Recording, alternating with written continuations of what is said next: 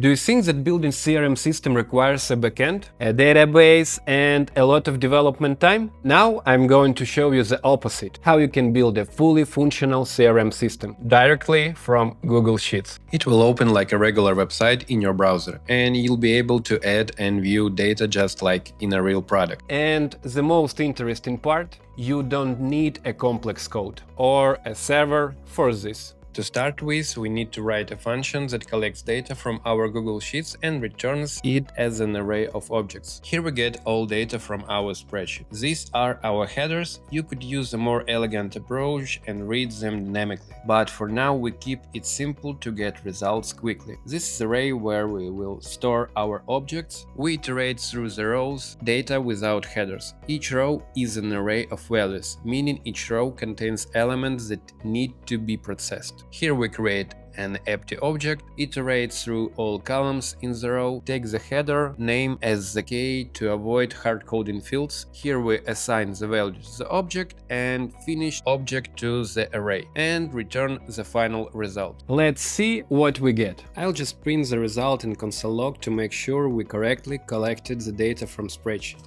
To see the data in the browser, we need a doGet function. doGet is a standard function in Google Apps Script that is automatically triggered when someone opens our web app in browser, a GET request. For now, let's just create it and leave it empty. Next, in order for anyone to access our web app, we need to deploy it. To do this, click Deploy, Manage Deployments, Create Deployment. Then select the settings icon and choose Web App. Here is the important part, Access Settings. If we want anyone to access it, even users who don't have access to the spreadsheet, we choose anyone with Google account or anyone, then click Deploy. Now copy the generated link and open your web app. As you can see, the page is currently empty. To make data appear there, we need this implementation. Here we convert our array of objects into a JSON string and return it as a web app response and set my type JSON. Tell the browser that this is JSON data, not plain text. Refresh the page and you'll see that the data is now being returned. Great, and here is the most interesting part. If we need a new column or change something in the spreadsheet, we don't need to modify any code. We simply add a column, insert data, and it is immediately reflected in the browser. Since I'm not a front-end developer, and right now I just need everything to work, I use a ready-made prompt like this. I take it and go to free version of ChatGPT, and now let's see what it generated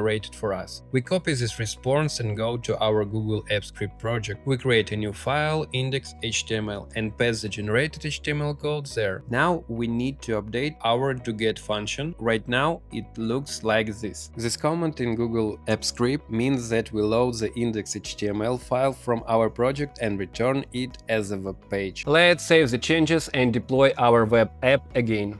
It's actually generated a pretty solid page for us.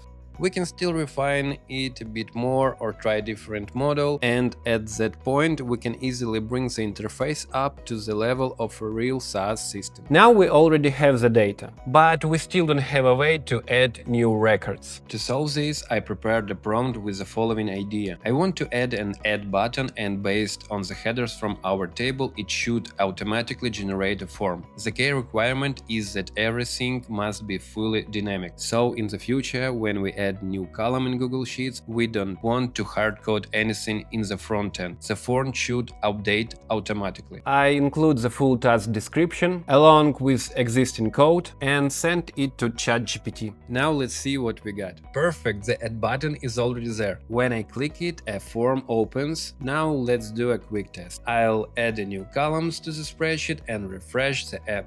Great, it immediately appears here as well. So everything is working exactly as expected. This is the third prompt I prepared. The main idea is simple. When the user fills out the form and clicks the Add button, the data should be passed to the addRecord function. We will handle all processing logic inside this function on the backend. And once the function returns a successful response, the page should automatically refresh, so the user can immediately see the newly edited data data in the table. And now to finish, we need to add a simple function. It will open target spreadsheet and sheet. All operation will be done on this sheet. Now we need get the last column to read the full header row, and the first row contains columns names. We read them all, and this array will store values for the new row in the same order as columns. For each column name, take the corresponding value from the form. If empty, use an empty string. And insert the new row at position 2 right